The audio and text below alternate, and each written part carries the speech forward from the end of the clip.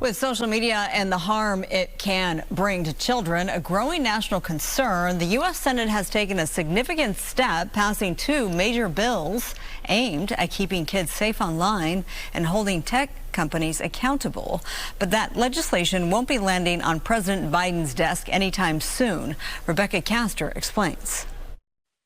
The U.S. Senate wants social media companies like Instagram, TikTok, and Snapchat to be held more accountable for any harm kids experience using their apps, and overwhelmingly passed a pair of bills Tuesday requiring just that. No longer will we rely on big tech when it says, trust us.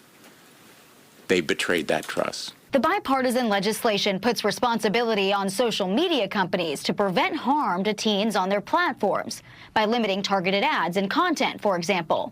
It also gives parents more control to monitor their child's social media use. The Senate keeps its promise to every parent who's lost a child because of the risks of social media. The bills were largely spearheaded by parents who've lost children to suicide or drugs because of social media. Children's lives are more precious than any penny big tech will make at their expense. Would you like now to apologize to the victims who have been harmed by your product? Show them the pictures. At an emotional hearing earlier this year, Meta's Mark Zuckerberg apologized to some of these families.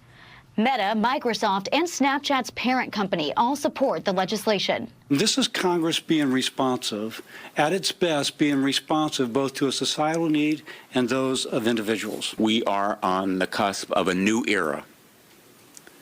It is an era of accountability for big tech. Before it becomes law, this legislation must go through the House, but it won't be addressed anytime soon, as that chamber is in recess until September. In Washington, Rebecca Castor, Fox News.